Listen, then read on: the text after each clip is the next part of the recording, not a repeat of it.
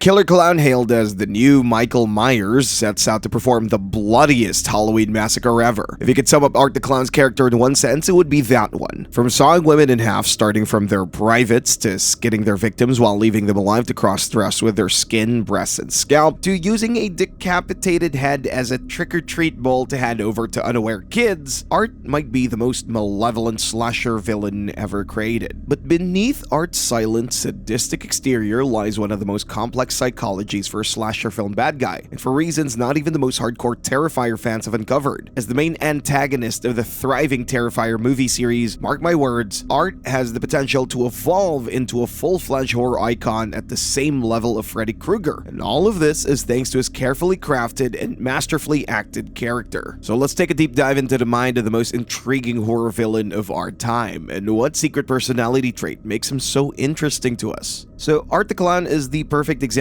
of a breakout antagonist. He was first introduced as a minor villain in Damien Leone's The Ninth Circle of 2008, but his real breakthrough came in Leone's anthology film All Hallows Eve. In this film, Art takes a more prominent role, appearing in multiple segments, and then takes the center stage in the original Terrifier as the main protagonist. The original Terrifier was a low-budget film, I mean just $35,000, but it became a cult film due to its innovative practical effects for Art's murders, so beloved that it spawned two sequels, Terrifier 2 and the upcoming Terrifier 3. So who is Art the Clown? Is he human? Is he a demon? Or something in between? Well, definitely something in between, although not for the reasons you'd expect. In his first appearances, he's definitely intended to come off as supernatural. His eyes glow in the Ninth Circle, and he's capable of teleportation in the Terrifier short. In All Hallows Eve, he's explicitly an entity trapped in VHS tapes that can be summoned into the real world. However, creator Damien Leone decided to make him a fully human serial killer in the original Terrifier, which we can clearly see in his intro scene when he's preparing to go out. So part of what makes him terrifying is his character design and wardrobe. Art wears black and white clown makeup, a tiny hat, and his trademark exaggerated grin. Creators Damien Leone and actor David Howard Thornton stated that the intention behind his color scheme was actually to contrast him with the other most famous killer clown in horror, Pennywise, which makes sense, since Pennywise is always portrayed with flamboyant colors, not too different from a real-life clown. But their symbolism doesn't end there. We'll delve deeper into that later. Leone's idea of Art came from his concept of a woman getting off work and taking the city bus home, where a clown gets on and sits across from her, taunting her. He envisioned Art being both uncomfortable and comedic to viewers, but also getting more intimidating and aggressive the more the audience gets to know him. His awkward goofiness, contrasted with his love for gore, is what makes him so interesting to watch. But here's where things get more complex. Art is completely, absolutely silent. While he's called Art the Clown, he ends up coming off more like a mime. This is interesting to note because mimes traditionally communicate through exaggerated gestures and expressions rather than words, evoking a sense of isolation and otherness. Art embodies these traits perfectly. He exaggerates his movements, always mocking human behavior and facial expressions. He's prone to sadistic smirks and mimes both laughter and feigned surprise whenever he murders someone. But don't you dare call Art the Clown a mime, because then he'll send you to a world of pain, as Allie found out in the second Terrifier by receiving the worst death of all films. After she calls him a gimmicky mime, Art viciously mutilates her, rubs salt on all her body wounds, waits for her mother to arrive, and then starts killing her mom too, so that while mutilated beyond possibility, Allie can die in despair. You simply do not call him a mime, although this does beg the question, why would he get offended by being called one when he literally acts like one? Here's where things get interesting. Art's silence is likely unintentional. It could be that he's completely mute and not exactly fond of that. Let's explore a little more of that. There's a real-life pathology called mutism. This condition is typically an anxiety-related disorder where a child or adult can speak but chooses not to in specific social situations. This is what happens to the character Kimiko in the TV show The Boys. She's physically able to talk, but she's traumatized and feels an overwhelming anxiety that prevents her from doing so.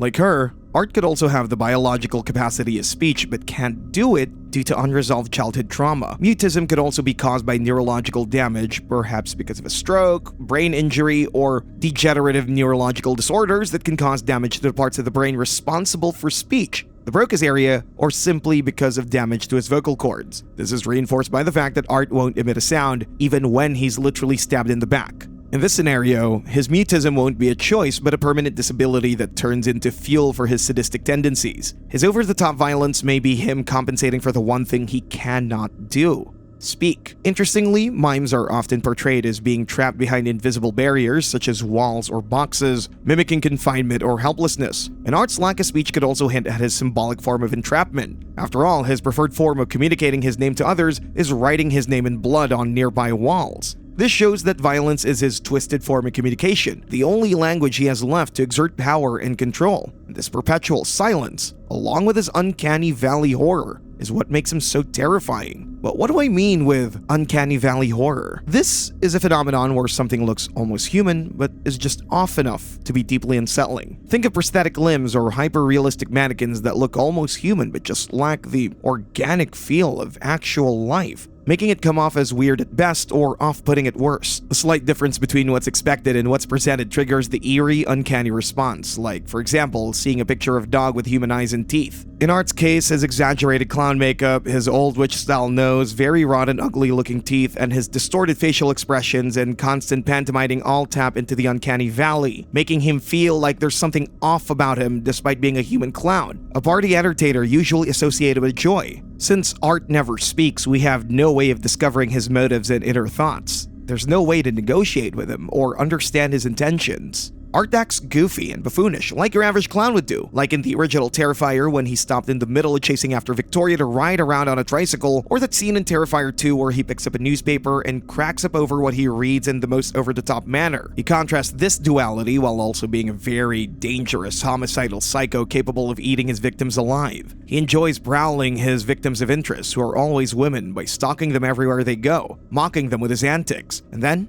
torturing them, as he does so to both Sienna and Tara. In Tara's case, he plays by giving her a ring from a vending machine, while in Sienna's case, he stalks her while she's at the Halloween store. Art has shown different ways of killing his victims depending on how they interact with him beforehand, so he can divide them into 3 camps: people who interest him, people who annoy him, and collaterals. When he's interested in someone, he stalks them, sedates them, kidnaps them, and then emotionally tortures them by murdering their acquaintances, which almost always fall on the second camp. If you're a collateral, he'll probably rip off your body parts and wear them, like he does so to the morgue doctor by ripping off his eye and putting it in his own eye socket, or the infamous cross-dressing scene, possibly one of the most disturbing of the original Terrifier. Basically, he kidnaps a delusional woman's doll, which he believes to be her daughter, and then attempts to get her back by asking Art if there's kindness in him. She tries to cradle him, to show him mother's love. He promptly mutilates her without killing her right away, mind you, and cross-dresses by wearing her breasts and scalp. And then we have the third camp. For reasons I'll explain later, Art takes killing up a notch when you mock or disrespect him, as Dawn has discovered by being kidnapped and then sawed in half starting from the crotch down to the top of her head while her best friend watched. She even got on Art's bad side after taking a selfie with him at a diner. He even cheerfully takes a selfie next to her naked, mutilated corpse, making fun of her doing the same to him earlier on. And finally, the primary reason why Art is so scary is his absolute obsession with murder. Dismemberment, face mutilation, bisection, acid attacks, torture, decapitation, cannibalism, you name it. Although you probably won't be able to name it. It just seems like Art seeks to outdo himself in his wickedness every time he's on screen. Art won't just kill you, he'll first hack your hand off and then proceed to stab each and every one of your internal organs as if he were playing whack-a-mole with his knife. In the words of Damien Leone, even if he pulls out a kitchen knife, you'll never see him simply stab someone in the stomach and walk away. He's gonna use that knife in the most hideous manner, and that he does many times. There's just one thing Art can't leave home without: his trusty black trash bag full of sharp, rusty weapons, cash and coins, and other random nonsense. Most of his weapons consist of rusty or improvised tools. For example, he creates 2 Cat-O Nine-Tails, one from human hair with used needles, scalpels, and scissors tied to the ends, and the other made from string with scissors tied to the end, and also a massive club made from a wooden furniture leg with many sharp objects stuck into the end of it. It's interesting that while he's not against using a gun if necessary, as we saw in that scene when Tara beats him up with a bat, he seems to prefer his cutting weapons a lot more. The guy just looks bored out of his mind when forced to use a gun to finish her off. So Art's design is masterfully crafted to make him come off as terrifying, but there's a little something that sets him apart from a cliche slasher film villain and puts him in the territory of these slashers of old: his mind. While Art the Clown might seem like your classic psychopathic serial killer when you take his actions at face value, there are many layers to his behavior. First is the very likely mutism diagnosis I spoke about earlier. Art is intriguing because he never speaks. We don't know whether he's silent out of choice or not, but one thing you can have for certain is that you'll never hear silly villain monologues or over-the-top cringy lines coming from him. His complete lack of empathy, his sadistic pleasure in torturing his victims, and his need for dominance all point to a psychopathy diagnosis, or at least antisocial personality disorder, or ASPD for short. Like the serial killer John Wayne Gacy, aka the real-life killer clown, Art revels in the pain of others and causing them fear before killing them, like when he decapitates and mutilates the head of the diner owner with fire and shows it to the other employee to frighten him before killing him too, or when he forces Tara to watch while he saws her best friend in half, or when she shows Allie's mutilated body to her mom. Basically, if Art has an opportunity to crush his victims' hopes, he will take it. Fun fact, in a Reddit AMA, Leone said these two scenes were the most difficult effects to film in both Terrifier movies, respectively. This disorder, ASPD, is characterized by a disregard for others and the violation of their rights, along with deceitfulness, impulsivity, and an inability to plan long-term. It also includes a lack of remorse, being indifferent to rationalizing how their actions harm other people. Art ticks all of these boxes perfectly. He's deceitful, shown best in the scene where Tara pins him down. He pretends to surrender only to draw his gun and shoot her in the leg, and also when he deceives Victoria by impersonating Dawn via fake text messages, and similarly in Terrifier 2 by fooling Sienna, impersonating Jonathan's texts. His lack of remorse is evident by him repeating actions even after he failed. In real life, most psychopaths don't follow the rules of conditional release when they're released from prison. They tend to think they won't get caught again or justify their behavior with mental gymnastics. In Art's case, he never actually does go to prison, as he ends up offing himself at the end of the first Terrifier, so it's good to say that he failed in doing what he set out himself to do and had nasty consequences. Then he's resurrected as a demonic entity and he still goes out and commits more murders without ever showing a sliver of remorse, not even fearing that he could be defeated once again. But here's the secret personality trait we spoke about that both makes him so interesting and all but confirms his psychopathy. In the first film, Victoria Hayes is presented to us as the sole survivor of a Halloween massacre, being interviewed by talk show host Monica Brown. Brown states that Art the Clown's body disappeared from the morgue, suggesting he's still alive, but Victoria insists that she saw him die. Art was watching the program all along and in a rage destroys his TV, changes into costume, and gets ready for payback. It's all because of Art's massive and also fragile ego. This denotes a sense of entitlement akin to the grandiosity of psychopaths. You see, psychopaths tend to think of themselves as the best in everything they do, and when Victoria goes to a TV show to tell the world how she survived his attacks, he gets angry. His pride as a serial killer is publicly put in question, so he resorts to doing something about it in the best way he knows, through violence. This is reinforced by all of his exaggerated reactions to people making fun of him. It's only when a drunken Dawn makes fun of him in the original Terrifier that he decides to stalk the pair of friends and murder them. Tara defies him by escaping his first murder attempt, so how does he react? By kidnapping her, tying her up in a basement, and slowly torturing her by scaring her with his collection of weapons, and then also torturing the kidnapped Dawn who mocked him earlier. There's also the decision of offing himself instead of being caught by the authorities, hinting at his inability to accept defeat or seek redemption. All signs of a huge ego. But nothing displays Art's sense of grandiosity better than his obsession with turning every murder into an elaborate theatrical spectacle, almost as if he were seeking recognition of his murders and the horrifying reactions of the people who find out about them. But Art's warped mind doesn't stop there, as there's also a little bit of psychotic disorder, possibly schizophrenia thrown in somewhere. Art has recurring hallucinations of a girl that looks like him, and that at times seems to exist only in Art's mind. And though there are moments when others can see her, creating ambiguity about her nature, most other characters cannot. The little pale girl encourages his sadistic tendencies, almost as if she's part of the movie that Art believes he's starring in. The little pale girl is first seen at a laundromat after Art is revived, playing patty cake with him, leading to Art murdering another customer with a mop handle, and she accompanies him for the rest of the film, deriving as much enjoyment of the murders as Art. She mutilates herself to scare Jonathan in the second Terrifier, but then regenerates her wounds later on, so she's clearly supernatural. The only thing is that the little pale girl doesn't appear in the original Terrifier, so it could either be that Art developed the psychosis post-resurrection, or perhaps that her true nature is something far more sinister. More on that later. So stay until the end to find out what's my take. But it's precisely this psychopathy, along with his other mental problems, that ends up turning Art into both an effective surprise killer, but also an ineffective long-term criminal.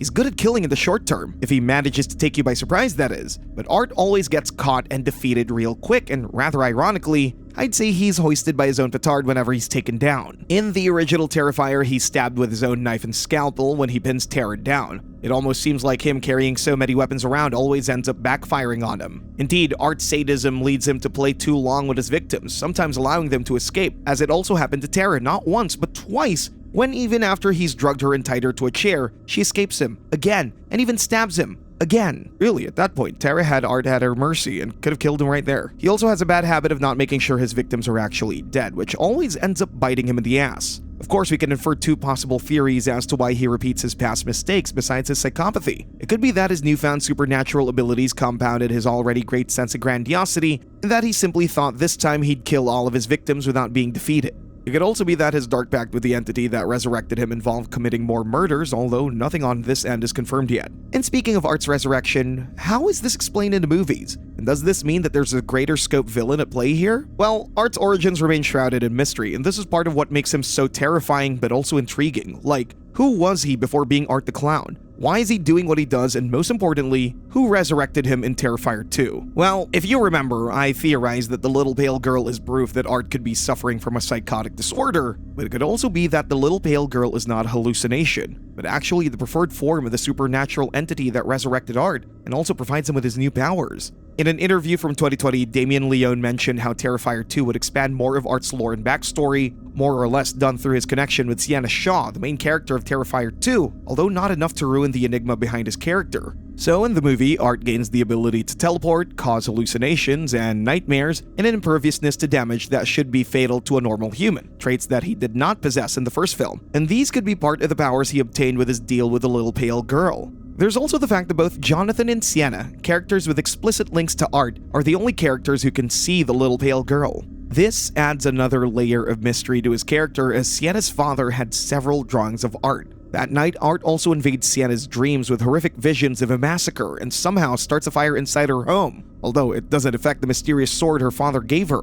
In the climax of Terrifier 2, Art seemingly kills Sienna, but she somehow resurrects and uses the mysterious sword to finally kill him, implying that her father's sword is the only weapon that can put Art down for good. What's his connection to Sienna, the sword, and her late dad for that matter? So, I really like all of the lore and mystery surrounding Art the Clown and want to see where it all goes. Art has the potential to become a modern mythical horror icon, similar to how Freddy Krueger and Michael Myers were in the 70s and 80s. Both figures who started as human, or mostly human, but later gained supernatural characteristics that made them even more invincible, and recurring villains in cash cow horror franchises. When you sit down and think about it, Art blends together traits from Myers, Krueger, and Pennywise. He has Myers' unstoppable conviction of killing with no verbal dialogue, Krueger's love of tormenting their victims and blending humor with horror, on top of the ability to invade people's dreams, and with Pennywise, it gets more complex. Its respective killer clown is both an inspiration and a foil for Art the Clown. You see, Art began as human and was then resurrected as a demonic entity, and even then, he relies more on his physical violence and silence. His true form is the one we get to see, a clown. Pennywise, on the other hand, is an eldritch abomination that masquerades as a clown as his preferred form, but is actually more like a spider. He's not from our dimension and prefers his supernatural powers to physical confrontation. Art relishes in mutilation, but Pennywise prefers causing fear and haunting more than outright murder. It's interesting because both characters capitalize on coulrophobia, the fear of clowns, but Art is executed in a way that sets him apart. Traditionally, horror villains maintain a consistent setting or pattern that grounds their actions in a predictable, albeit terrifying environment. Michael Myers always returns on Halloween, Jason Voorhees is synonymous with Camp Crystal Lake, and Freddy dominates the dreamscape. However, Art's upcoming appearance during Christmas for Terrifier 3 challenges this convention, as he's breaking the Halloween-themed massacre and going for an oft-neglected holiday for horror movie franchises, with the premise that no holiday is safe. And that could be because the Terrifier franchise isn't tied to a singular theme or environment, which makes Art less restricted and far more dangerous. His clown persona plays on this duality. One moment he's goofy, even playful. The next moment he's delivering some of the most grotesque kills in the genre. The inspirations for the character don't end there, as David Howard Thornton, one of the actors playing Art, got his own inspiration from comical actors of the mute era like Charlie Chaplin and other silent film actors. Thornton already had a brief background as a mime, which also helped him play the character better. But where do I think all of his lore is pointing to? So when Sienna decapitates Art in Terrifier 2, the little pale girl appears and escapes with Art's head. Then, in the movie's post-credits scene, Victoria Hayes writes the words, "Vicky plus Art," inside of a heart on the hospital wall with her blood, and gives birth to Art's living head, showing that she's been possessed by him or something worse. What's his connection to Victoria Hayes? In an interview with YouTuber Slasher Pepper, Damien and Leone explained how he's planning for a trilogy with a well-established arc of heroes and villains, and that the true nature of Art and his patron will be revealed there. Victoria Hayes would also participate in a more central role, as would the surviving Sienna from Terrifier 2, and the mystery behind the sword would be revealed. Perhaps there's a link between Art, his patron, and performing killings on well-known holidays. Of course, while in universe, Terrifier 3 will take place during Christmas time, the movie is set to release soon this October. I'm really excited to see what's in store for Art in Terrifier 3 and how he's going to tie into the motivations of the surviving characters, especially his newfound alliance with his old enemy, Victoria Hayes. So, that was all for Art the Clown's Horror Psychology. I really hope that you enjoyed the video, and please let me know what you think about my theories in the comments. The mind can be the darkest place of all, and until we meet again, beware what lurks within.